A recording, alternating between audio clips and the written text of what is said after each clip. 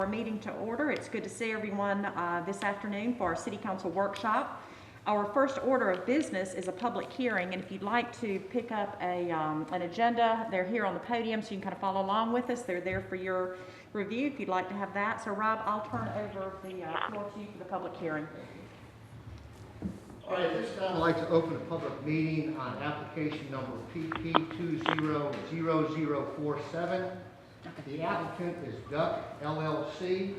They are requesting the de-annexation of a tract of land consisting of approximately 2.93 acres located at 3302 US Highway 82 West. I think most people are familiar with that as the budget car sales location.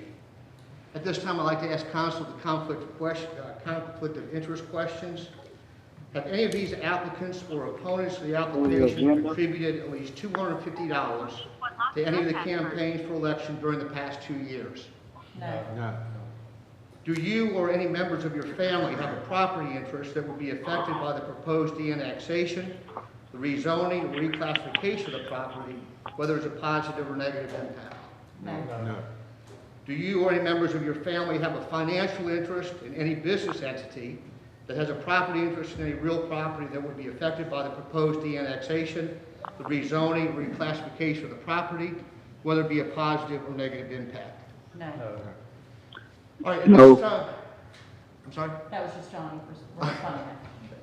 All right, this time I'd like to ask Mr. Danny Wallace from the Department of Community Development to come up and give us an idea about what this application is, as well as if there's any recommendations from planning and zoning or from the city staff. Mayor, Council, good to see y'all. As Rob said, this was an application for de-annexation at budget car sales.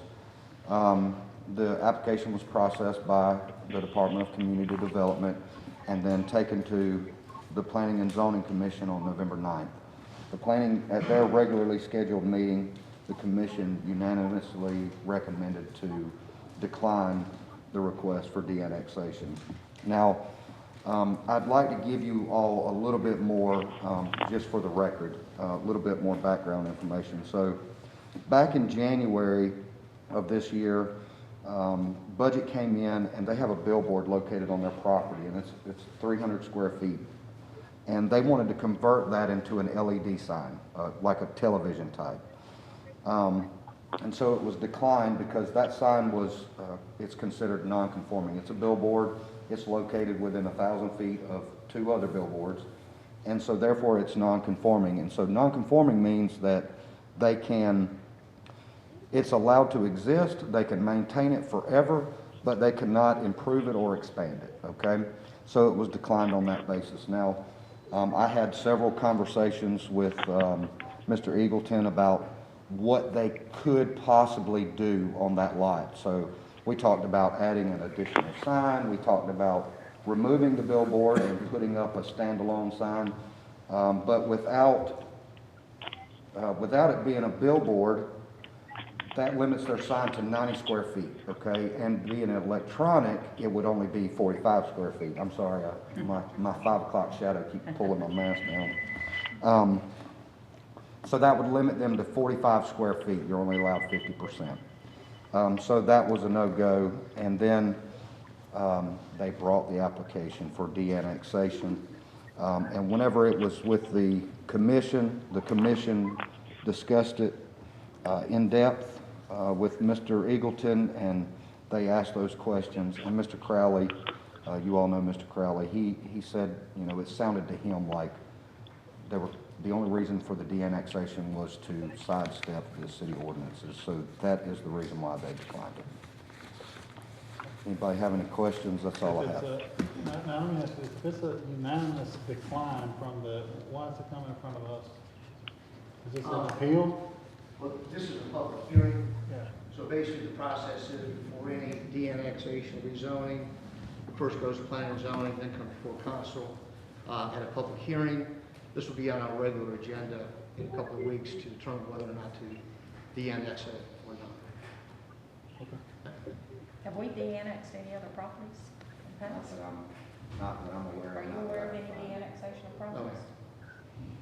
You know, we talk about this a lot. I thought that the land development code that was adopted by the county and the city was the same land development code, so that there could be some uniformity, especially in areas a lot like we have along Highway 82, you know, and I know that you came before, so I'm asking, that's a double-sided question.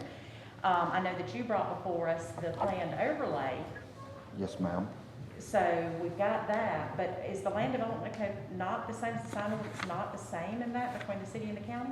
There are some differences, but the sign ordinances with the county are kind of similar. They do allow a little bit more than what we do. Theirs is more about the quantity Sure. and the sizes. So there are some differences. I don't know where those differences came Gotcha. about. Okay. And- But that 82 overlay, Yeah. it hasn't been back before you all. Right, that's right. It went to planning and zoning. Okay, and what were their thoughts on the overlay? They liked the idea. They were really receptive to it. They made some recommendations themselves, and they said, you know, this would be good for our businesses along this highway. It'll give us some green space and some pedestrian amenities, and it will allow those businesses along that corridor to advertise to I-75 to make that draw. And that was, correct me if I'm wrong, but I was thinking that that was done to try to assist this property owner so that we could have some compromise and some, he could, you know, we could respect the sign ordinance, but certainly respect his request for a change in signage. We were trying to accommodate that. Isn't that what started all that? That is precisely right. Yes, That they ma'am. still wanted to annex in spite of the fact that we're trying to work with them? We've got the application there. Wow, interesting. Yes, ma'am. And then the other thing that I thought was interesting, I don't know if y'all read that the county said that they would receive the property. Well, does he not pay county property taxes now? I thought the same thing, Madam So aren't Mayor. you already in the county? Yes, Yeah, ma'am. so you are in the county. Everybody that lives in the city of Tifton's in the county. So that was kind of an odd, is that just part of the steps you have to go, the legal steps you have to go through on a de-annexation? Yeah, before they can make an application for de-annexation, they have to get a resolution from the county that they will accept the property. That's correct. But they already have the property. That's why I was kind of confused about that. They pay county property taxes and that kind of thing. I just thought it was kind of odd. That's basically the process. They do have to get that resolution from the county prior to making the application. So the county commission has to vote. That's correct. And my understanding, there has been a resolution by the county, They have Which is- already done that. which are prerequisite, you know, for the request to be. Yeah, that's in our packet. They're gonna hit, I'm sorry, were you going to ask a question, Jack? Did I hear you? no, Okay, Wes, No. okay. we good? All right, I'll take anybody that would like to speak in favor of the application first, and then I'll take anybody that would like to speak in opposition to the application. Is there anyone here that would like to speak in favor of the application? Mr. Eagleton? Yeah. All right, sir, if you just come to the podium and say your name and your address, please, sir. Okay. Hello, my name's Steve Eagleton. My address is 1203 Town Creek Circle, Greensboro, Georgia. This is kind of a unique situation as I've discussed this with different people. And I've discussed this with Mr. Wallace, that the offer to provide us the ability to put the sign in, but then we'd have to put in trees. And the problem is with the trees is it blocks the whole product. You put trees in there first, I would think you're gonna have problems with blocking people looking to make a turn. But if you're selling cars, you need the whole frontage open to see them, for people to see them. So what ends up happening is the trees grow, they end up blocking the billboard at some point within 5 years or whatever. And then they also grow, they grow wider, and then they block the view of the cars. So that wasn't an option for my client. He just wasn't willing to go that route. The interesting part about this is I can't find any reason that would allow you guys to stop the de-annexation. Okay, that's the hard part about this. There's nothing illegal about our request. We're not violating any local ordinances, state or federal laws, and I can't find any reason that would allow you to stop it. If you say no to the highest level, then we end up in court. And the courts are kind of they're not real clear on it. So my client has made it very clear that they're in this for the whole way. They're going all the way to Supreme Court if necessary. So, Are you an attorney? no. I might be called a lawyer in some jurisdictions, but I'm not an attorney. So you're a lawyer but not an attorney? Well, some places allow you to call yourself a lawyer when you graduate from law school, an accredited law school, and you can sit for a bar. So that's where I fall in. I don't practice law. But I mean, we're not changing any, there's no impact, obviously. We're not changing the use. There's no traffic issue, rainwater.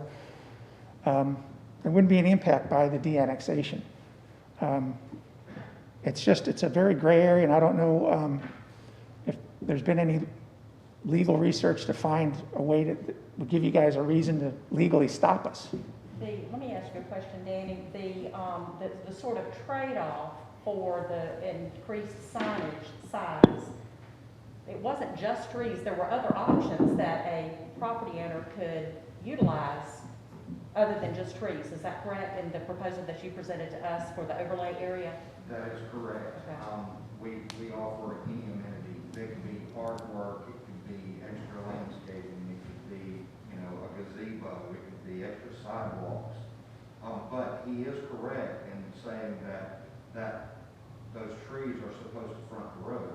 Now, there are trees that, not everything is a giant oak or a giant, magnolia. Right. So, and this is, got some of these ideas, and the Planning and Zoning Commission, we got some of these ideas from other communities that do this, Columbus, I believe Athens, so we've got some ideas from different communities. So, let me ask you a question. So, you have these little bulldogs all over Fifth County. If they were to place one of those bulldogs, would that be considered art?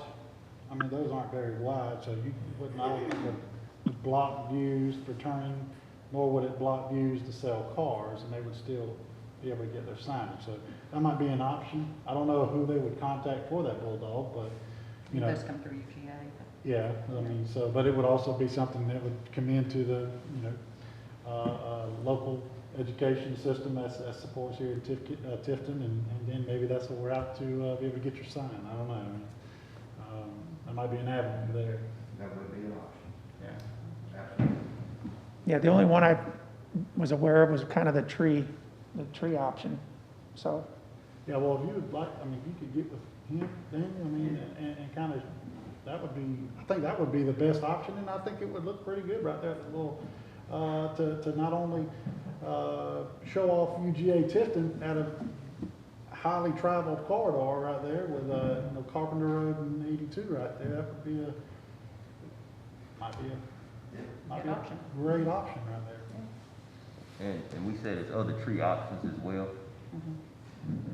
Yeah, it doesn't have to be a tree that's gonna It doesn't have to grow be, up to it be. Doesn't have to could be be an some oak of tree or those, something. straight up, pines that grow straight up. They don't have to go up. And we have a tree board that can make recommendations for trees that are suitable for urban settings and that kind of thing, so. We also work very closely with UGA. They provide us with plants. They can tell you how wide it's going to get. Sure. How tall it's going to get. I mean, they know. Right. So there's other avenues out there. Absolutely. Okay. Okay. Thank you. All right.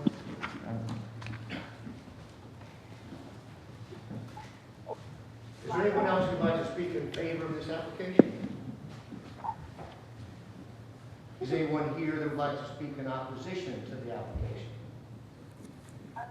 There being no further public comment, I ask that the public hearing be closed. Okay, all right, thank you, Rob.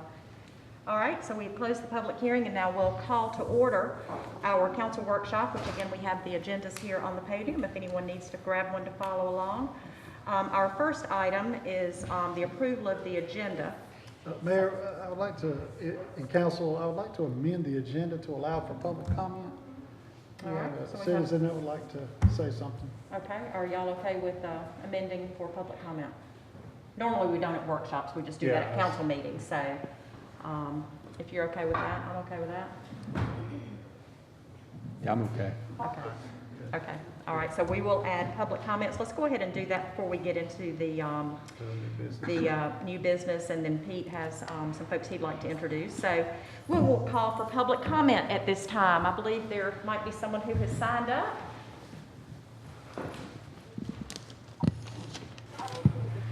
All right, Keith. Sir, if you don't mind, if you'll state your name. My name is Keegan Naylors. Okay. Well, it's nice to see you, Keegan.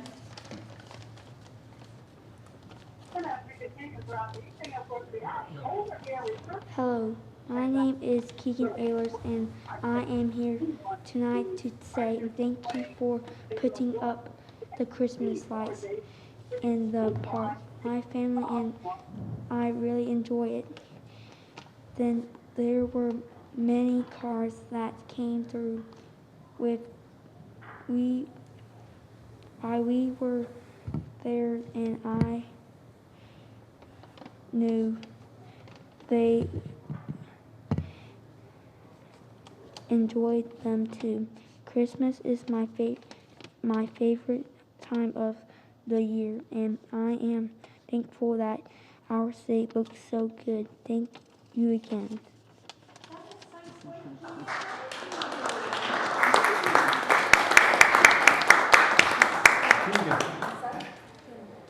Keegan. Thank you. Thank you, Finley. Well, one thing that, I don't know if some of y'all weren't able to hear or whatnot, but he was thanking you, ESG, for all the hard work that y'all done in the park. We took the kids the other day to the park and the lights, and they just look fantastic. And, he asked me, he said, Dad, who do I need to call? And it was so funny, and I said, well, I tell you what, buddy, let's do something at the city council meeting. And so he and his sister right there, we enjoyed our time there, and Christmas is their favorite time of the year. So he wanted to say thank you. So there you go, Jeff. Good job. Good job. Good job. That is awesome. That is so sweet. Thank you, Keegan. Thank you, Penley. That was really sweet. Thank you for doing that, taking the time to do that. So we appreciate that.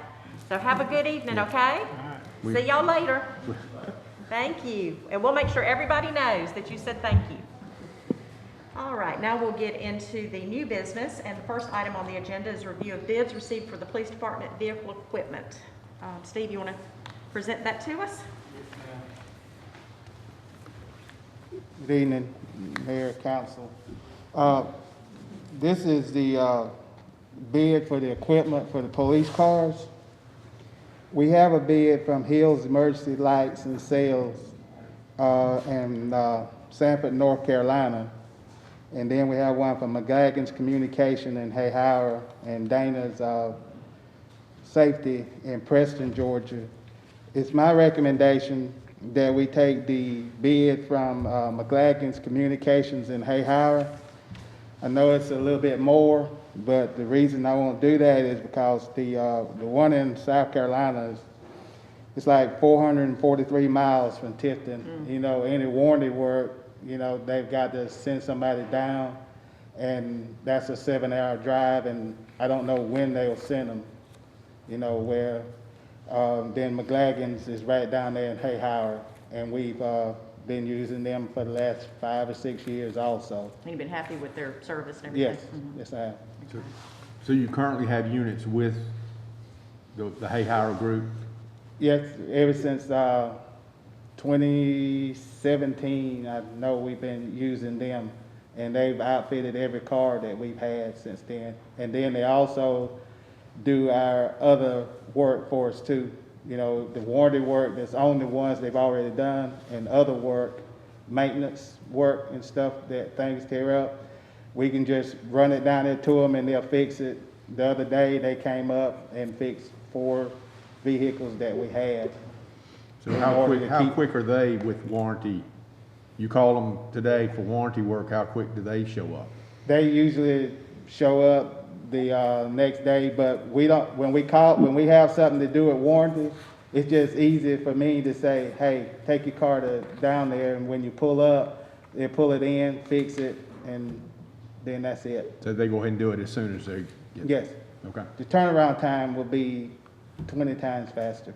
I know. Well, and I know that we always try to go with a local vendor at every possible opportunity, and in this case, we don't have a Tifton vendor that was able to submit, but we did have two Georgia vendors. So the next step from local would be, from a state standpoint, I'd rather support a Georgia business than a North Carolina business. Like you said, just the timing of getting vehicles back and forth. I mean, that could put us out of a Then- vehicle for a long time, so.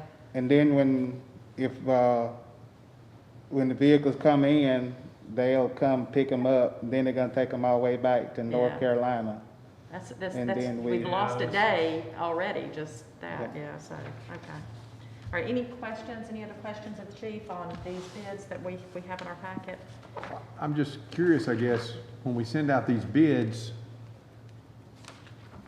something like that, why wouldn't we just send it to Georgia suppliers and not go out beyond, because of the nature of needing something quick, why would we even entertain bids from somebody outside the state or outside a certain radius within?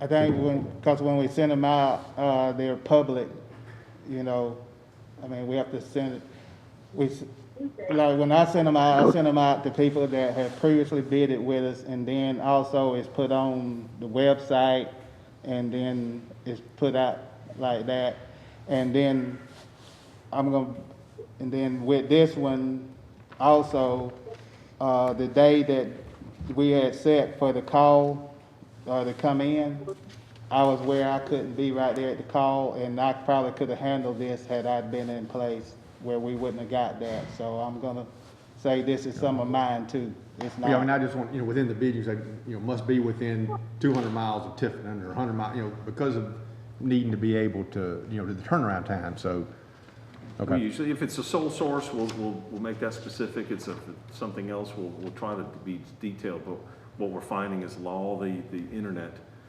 people are finding out and they'll submit bids. So they'll send us requests to be on the bidders list. So we go through the motions. And Chief and I talked about this in length, that we're seeing little different venues now. People relying on social media, relying on internet, and doing everything the way we're doing it now, and it's just not possible that we could do something like this to go to North Carolina to outfit. And this is a budgeted item, correct? It is a budget item. That's about it. Okay, all right, any other questions of Chief Hyman? All right, thank you, Chief, No, appreciate thank your you. work, thank you. All right, the next item is another request to purchase an Elgin Pelican street sweeper. Jeff, you want to talk about that? Good evening, Mayor and Council. We come to you to request the purchase of this sweeper.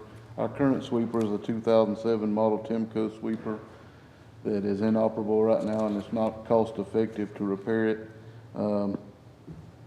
Life expectancy of one of these pieces of equipment is 5 to 7 years, and we've well got the goodie out of this piece of equipment. This is a state contract purchase. I've met with Dana and the city manager. The cost of it is $229,900. It would be financed through GMA for 5 years. And the next payment on it wouldn't be due, or the first payment wouldn't be due until next November. We really need this because it takes 2 sweepers during the winter time and fall time to get all these leaves out the curb and gutters, and we're struggling right now with just 1 street sweeper. Okay. The good thing, just as an additive, a sidebar, we have now standardized our parts. Our other sweeper is an Elgin, so if we need a broom, or it could interchange parts, which is really, really good. But we simply can't keep up with one sweeper. All right, any questions of Jeff on this proposed new street sweeper? No. All right, thank you, sir. Thank you. Appreciate it. And I just remembered I didn't call on you, but we'll come back to that in just a minute. All right, our next item is a review of the Community Development Block Grant Language Access Plan. I'll call on Maria to present that information. Hello. You have in your packet the language access plan that was prepared by the South Georgia Regional Commission. And this is a special condition of the CDBG grant that we have already agreed to do. This is a plan, it's a guideline and a resource for the city to work with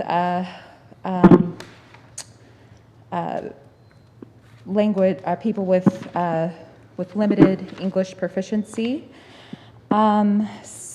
It's just a requirement for it's a federal grant, which is administered by the state, so the state requires us to comply. And everything that you need is to review would be in that plan. And there's, let's see, it was pulled primarily from our existing practices. These are things that we're already doing. We're working with people who don't speak English every day, and this is just putting those practices that we have on paper. So Perfect. Okay. All right, and like Marie said, we have that, the information in our packet and the actual plan to assist anyone who has challenges with communication and with the English language or needs any assistance regarding any special needs or accessibility. Are there any questions concerning the plan or our adherence to the plan? Okay, I think we're good, Maria. Thank you. Thank you for presenting that and working on that. All right, we were going to have Abby and Bruce here for our next item. Abby had to meet with a client that is potentially relocating into the downtown area, so we told her to go and take care of that, and Bruce is in Atlanta, so I'm going to turn this over to Pete and Rob to talk about the proposed amendments for the Land Development Code on the mobile food units. Thank you, Rob. You want to start? Mayor and Council, we've had several meetings regarding the mobile food unit ordinance. As you are aware, there's a location down there on Commerce Way now that wanted to locate food trucks. And so that's what kind of prompted everybody kind of looking at this particular ordinance. After several meetings, a lot of discussions, there's really only a couple of changes that the staff is recommending. One, particularly, is eliminating the parking requirement. Right now it's 15 spaces, off-street parking. They want to eliminate that for just that downtown commercial. And also, as far as the distance requirements from brick and mortar restaurants, also want to exclude that from downtown commercial. I think that the thought is that it's just not practical, to have those distance requirements and the off-street parking requirements in commercial downtown. Everything else basically kind of remains the same. This just kind of excludes the parking requirement and the distance requirements from brick and mortar restaurants to downtown, from downtown commercial. All right, any questions about the food truck? There's two things I want to mention. Number one is we need to be very, very careful about vendors that attach themselves to a food truck, meaning other products, certain items for sale. If the food truck is there, then that's really all that they should be selling. So Rob, we may have to look at that. And then second, correct me if I'm wrong, does this have to go to P&Z for any approval? It does. Okay. So, Text amendment. Okay. So we'll have to send this off to P&Z, but that's one of the things that we need to contain this part of.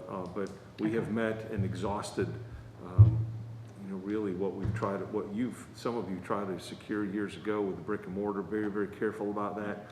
But this is a change, again, really in respect to downtown commercial. Mm-hmm. It fits very nicely, so we try to meet all the blocks on preserving that and making sure that we do that. But we'll look at that one more, make sure the vendors are correct, and then send this off to P&Z. Then it'll be back for you for approval. Okay. Any questions? Do y'all have any questions before we move on? Okay. All right. Thank you.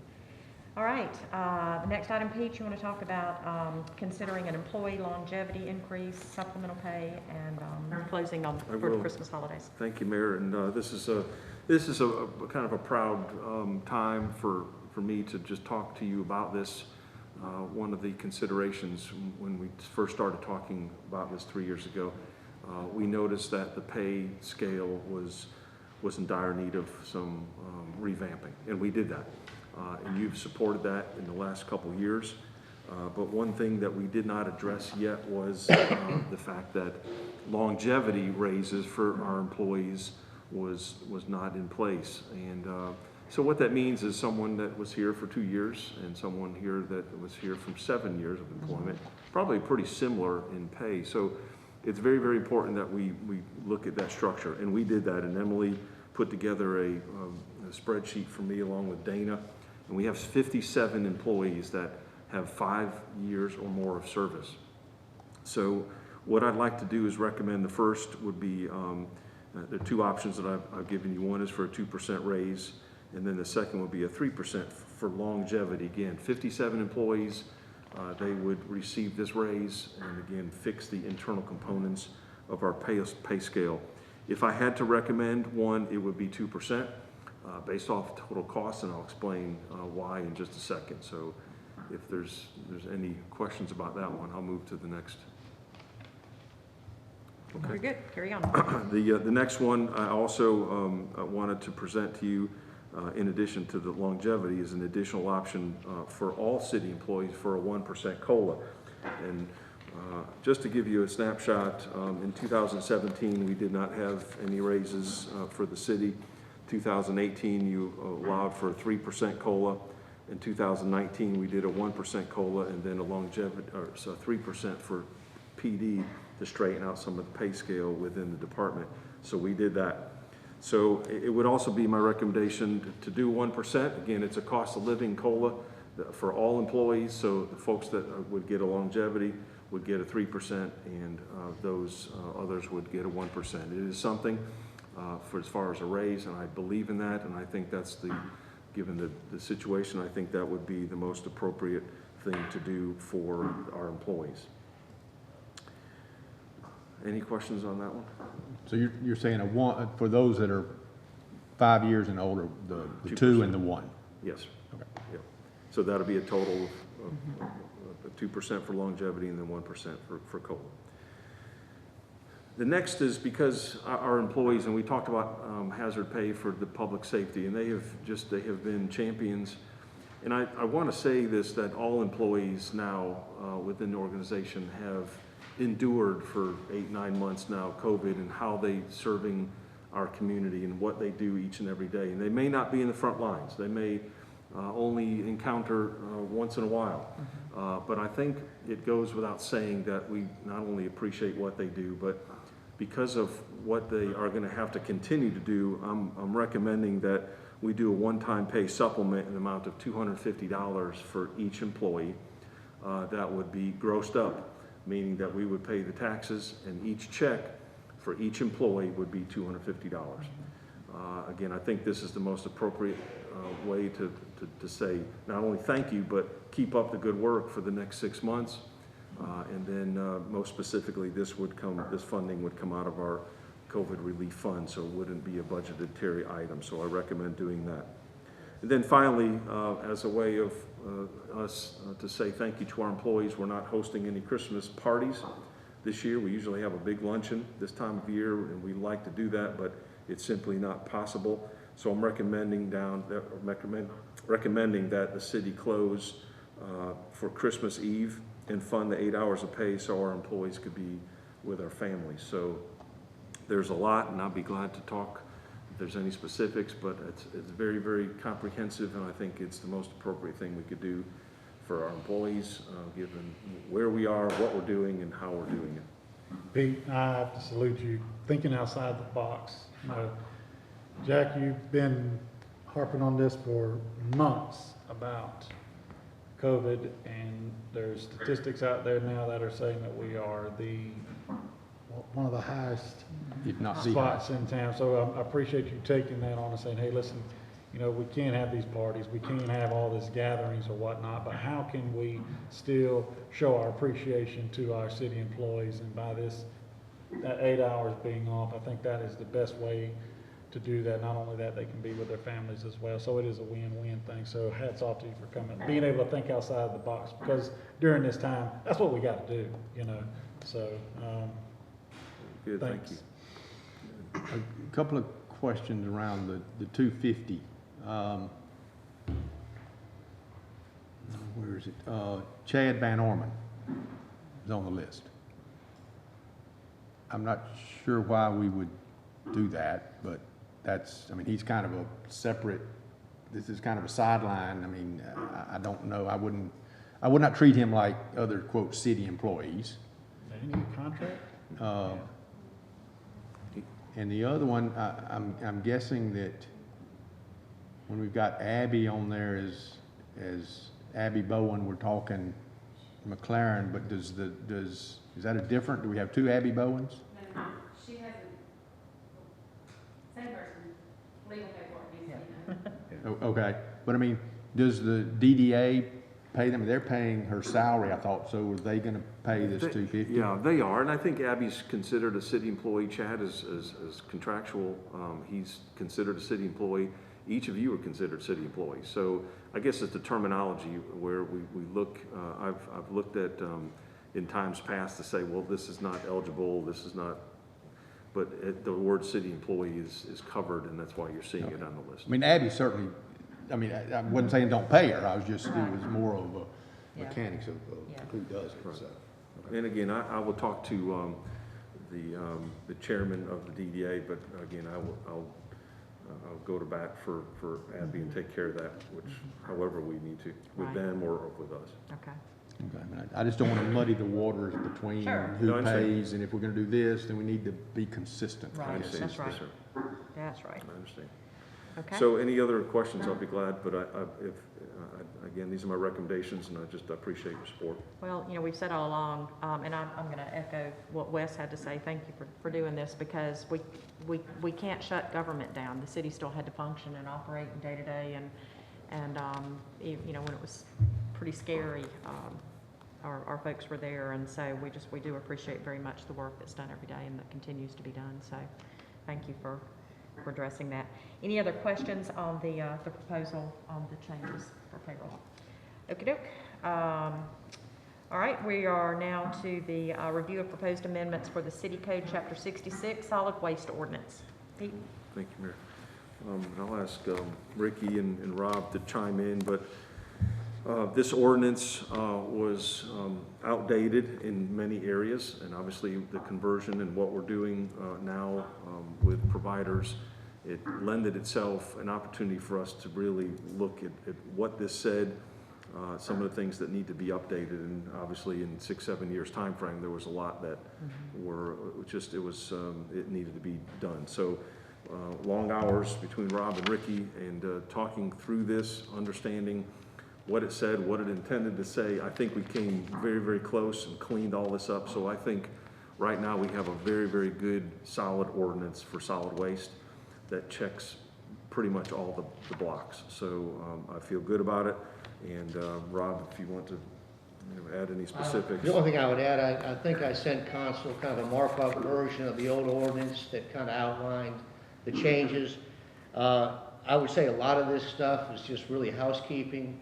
You know, we did change pickup times for yard waste and bulky waste, things like that needed to be changed.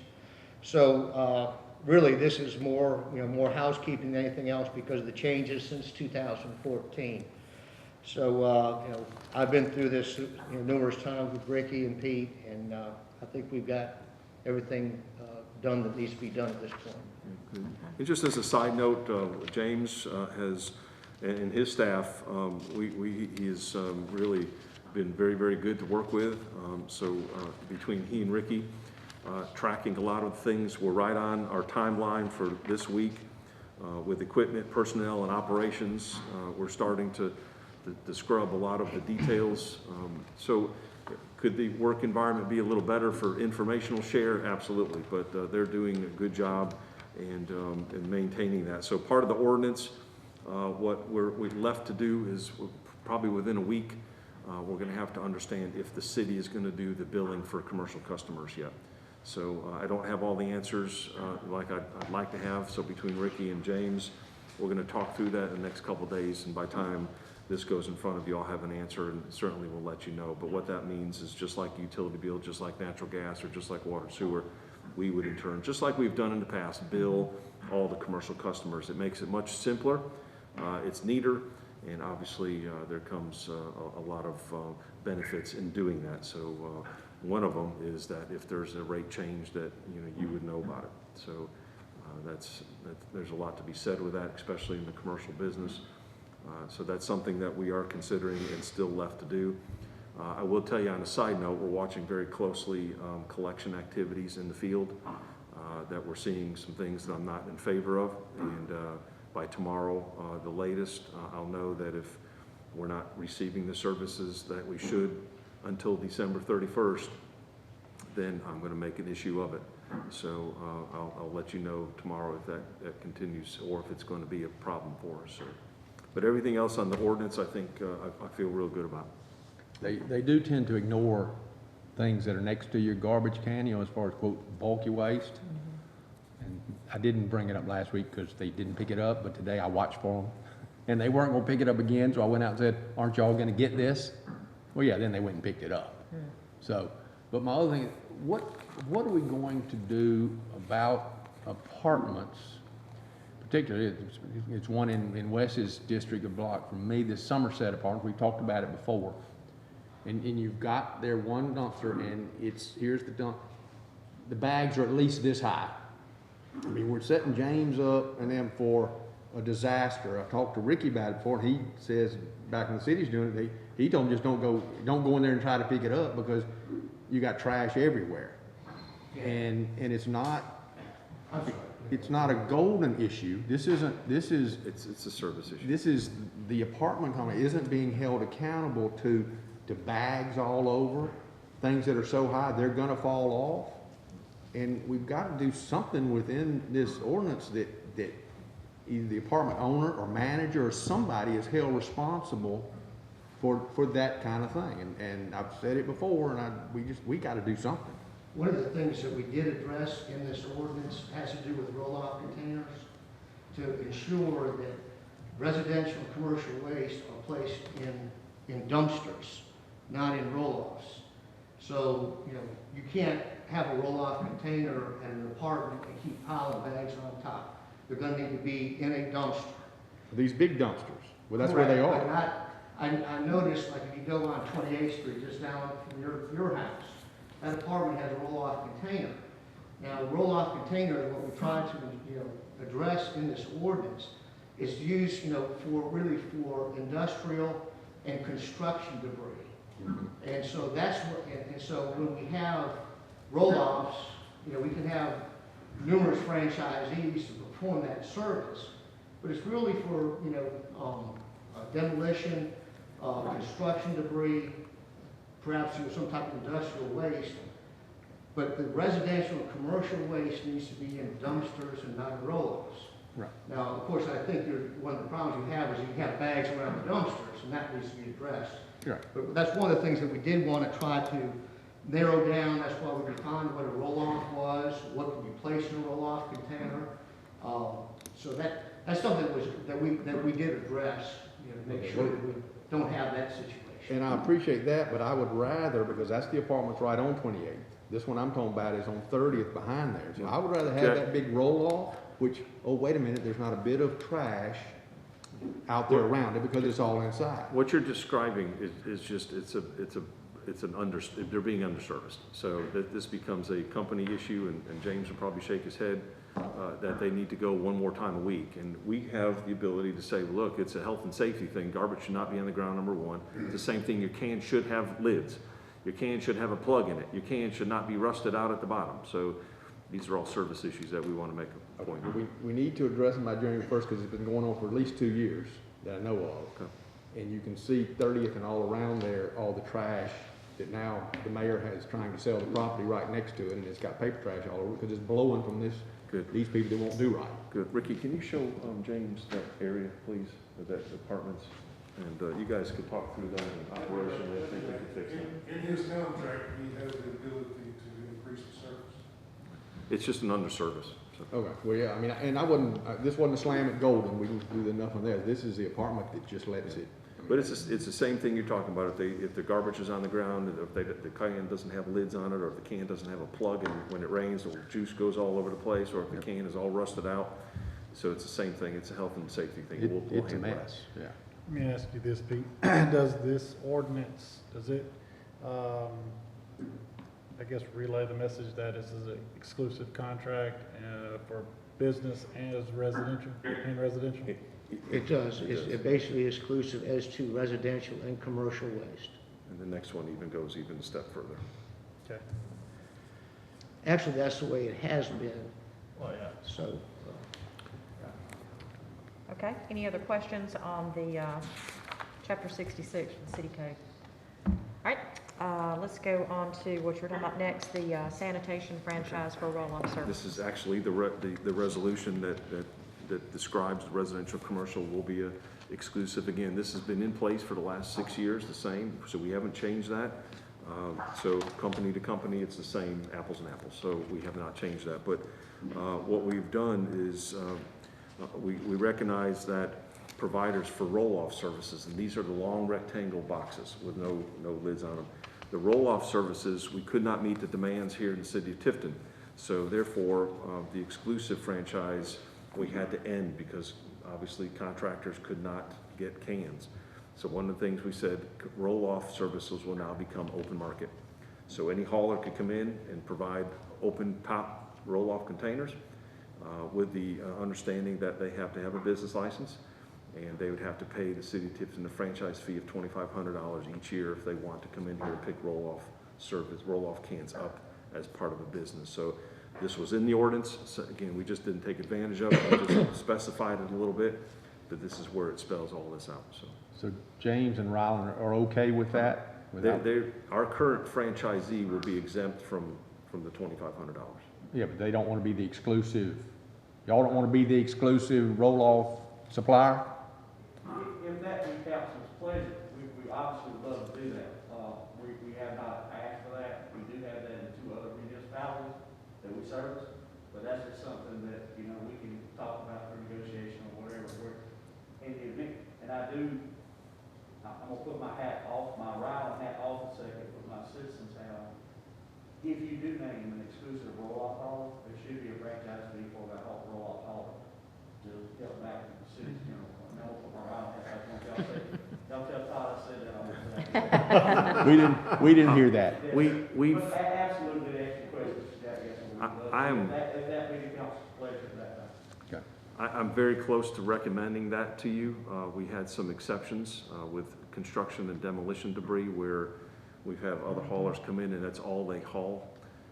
And it gets very messy. So we've had some things to work out, and I came very close to recommending that we do that. And we still can in the future, depending on how this goes with other providers. Because we got this, was it Concrete Enterprise? Is that the one now? They got this big ad and advertisement stuff, and we see some of those, and I've heard they don't plan on paying anything. Now, this is all anecdotal data that, Well, the ordinance and franchise, they will, or else they won't be in Tifton, so. Okay. Okay, any other questions on the roll-off services? And that resolution is in our packets for you to read through. All right, and then Jessica, we have a couple of new alcohol beverage licensing changes we need to make about the new managers. Okay, and you have those in your packet. There were no issues or anything with either of those applications, right? Okay. All right, and so did anyone have any questions on those new applications, those changes? All right, Pete, City Manager report. Thank you. Just a few things. I'm really proud to announce, Chief told us this morning in our staff meeting that Ryan Kelly, he was a police officer, was moved to investigations. So it is a good move for him, and I think it's great. He's an outstanding officer, and I think he's going to do excellent in CID. So I wanted to share that with you in case you see him. Entering autos, we went from 21 last month up to 26 this month, so we're still seeing a lot of that. Additional guns, folks that aren't locking their vehicles and leaving guns in their car are being taken. So any chance we could get, we're still doing a lot of PR on that, and I'm going to ask Kirsten when she returns to do another piece. We have got to get the word out to the neighborhood groups and to just a simple lock the car and don't keep your guns in it. So I think that's important. for us to continue that, and we can make a difference if we keep up with it. I don't know if you want to share about Sandy Sims. You can do that later if you want to. But let's see. Lastly, I wanted to also thank all the people who volunteer on boards.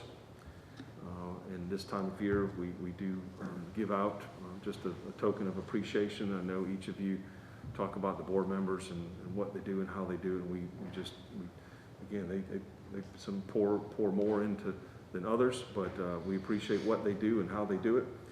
And Jessica did something real nice this year with their gifts. So Jessica, if you want to share what you did to boards, or if you want to pass those out now or give them out later, you sure can. So I think she has one for each of you.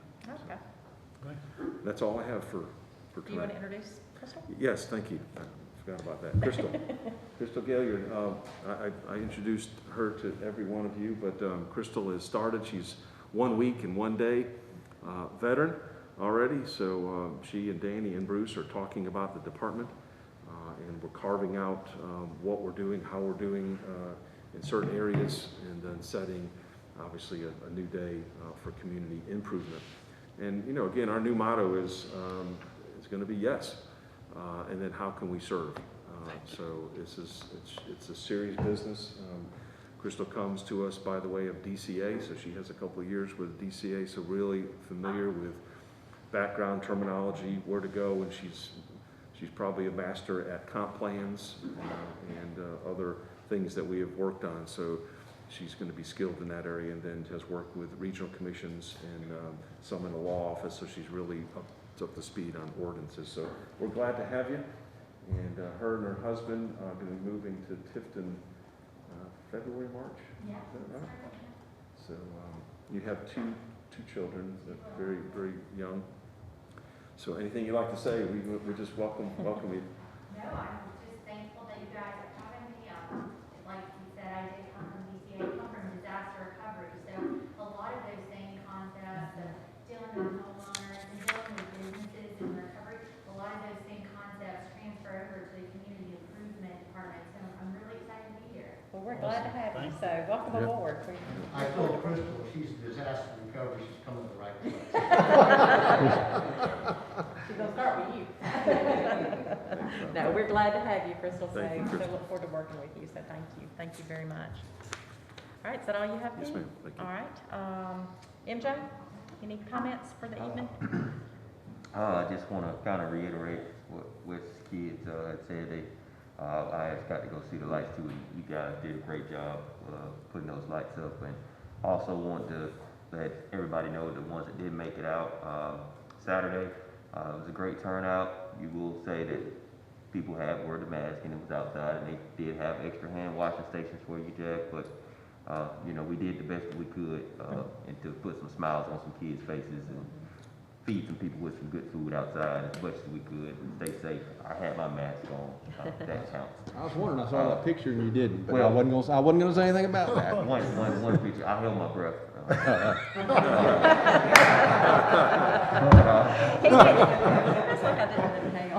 But definitely, we tried to, you know, bring as much joy as we can through these times, and that's good for the city of Tifton to try to do something.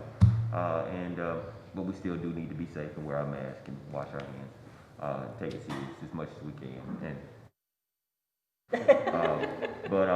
definitely, we're just gonna keep pushing on. We got our last few weeks of this year, and we hope to end up, you know, a good one, and everybody continue to work together. And just happy to be here and see y'all, you know, next year as well. Thank you, MJ. Jack? And that's what I'm trying to do, MJ, so we will see you next year.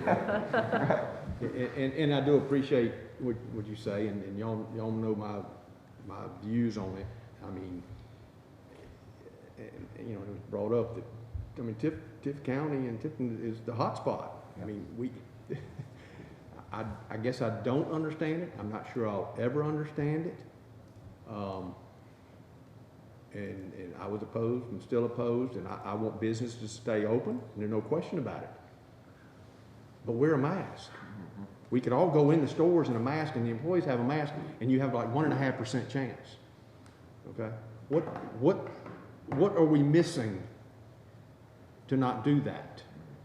But, you know, to congregate where 100% don't have masks, that's an issue. Hospitals are full, this whole area. The ICUs are full. Over 2,000 people died today, and every day. And there's light at the end of the tunnel. These vaccines are coming, so that, you know, this isn't like, well, God, we could do this for a year or 2 years. No. But some of us do want to be there, you know. Everybody's not 65 plus. Everybody's not, if they get a fever like Austin Scott had of 104, that is going to kill them. But I know one person that it would kill if they got that. And I guess and y'all hear me rant about it because it does become personal. And I don't understand why people won't think about others' safety. And it's other people's safety that you are putting in jeopardy when you do that. And maybe I never will. I guess I never will. So, but be that as it may, I will end with Wes, just so you know. I told Crystal that believe 100% of what I say and only 25% of what you say, and she understood that was the way to. She'd already been told that, so that was pretty much. She understands. So. I'm glad. With that, I'll turn it over to you. Okay, thank you, Jack. All right, Wes. I don't know if this is the 25% you're supposed to believe or not. No, guys, you know, I've talked for the last couple of weeks, we have been discussing public-private partnerships with the YMCA and recreation and whatnot. We've spoke to folks from the county. We've heard input from each of you. We've also I've taken several phone calls. And you know, the thing, and I've talked to all of you about this, you know, the thing about it is that for this to be a true working, positive partnership, all parties have to really feel comfortable with doing this. You know, and there was an opportunity to talk about this, and we did, in a meeting where we had members of the county, members from the Y, and members of the city, you know, talking about this deal. And, you know, it just didn't seem like right now is the time. You know, we can't force that square peg in that round hole, because if you try to do that, you're talking about damage. And even though the intentions behind this idea was for the you know, had the best intentions behind it, we just can't, you can't force this issue. So I guess what I'm asking the council is to, let's just postpone these discussions. You know, maybe we discuss something with the county, ask them about, you know, how can we be more involved with the fields, the city, well, that are inside the city. You know, the one of the main issues, I guess, that I saw was the condition of the fields.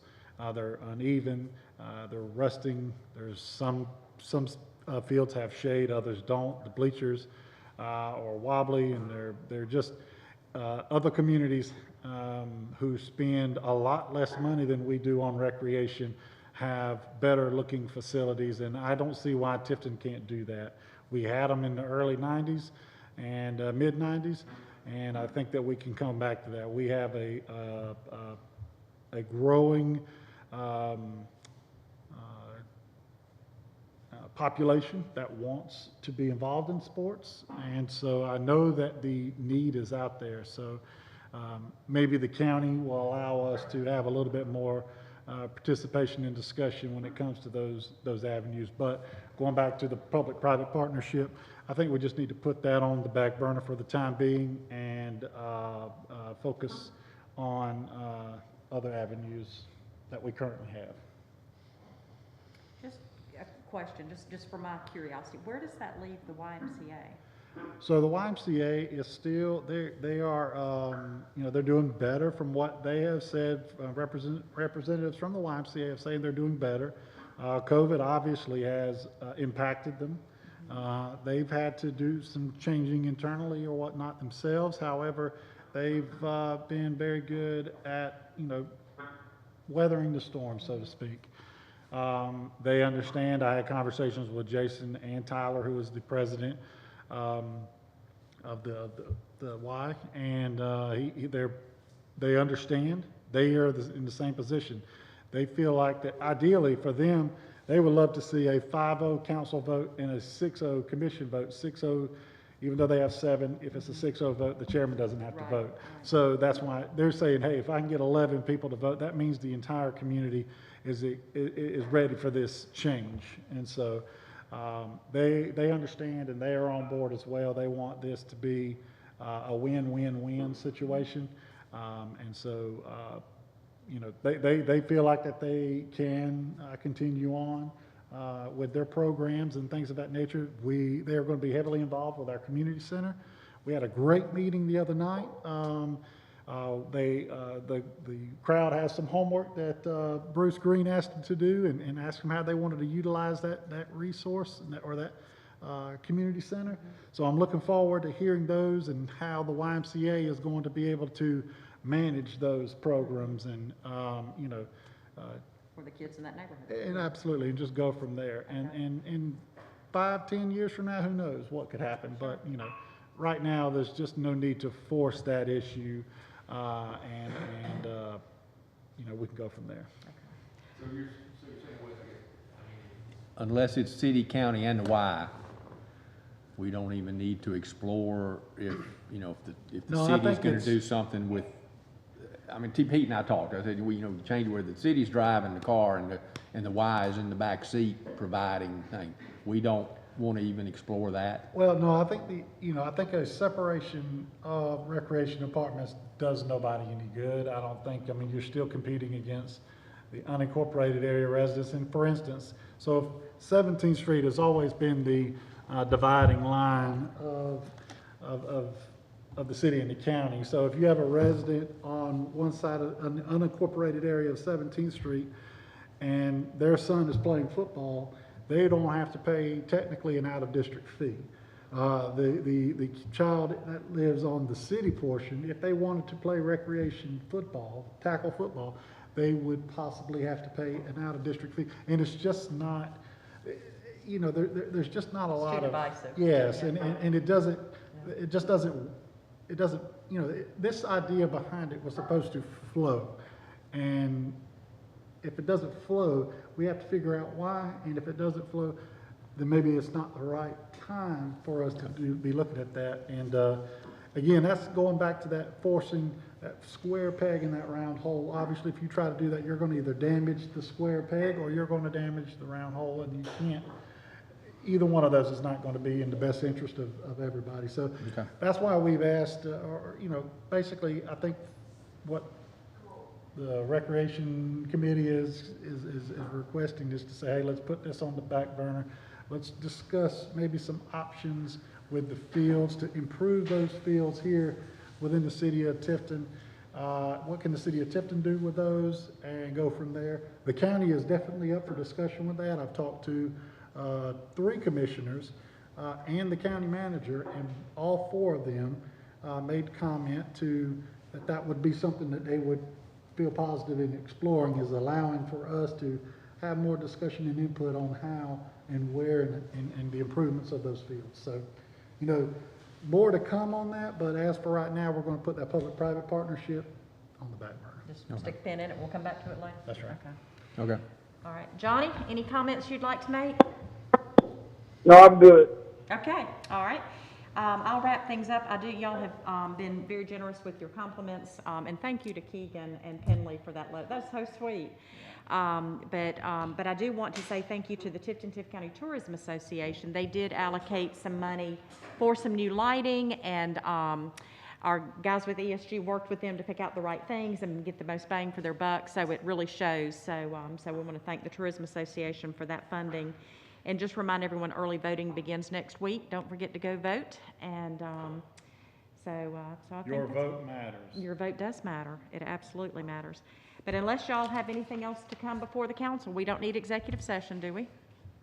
Or anything? Okay. Any other comments? Then we are adjourned. Thank y'all.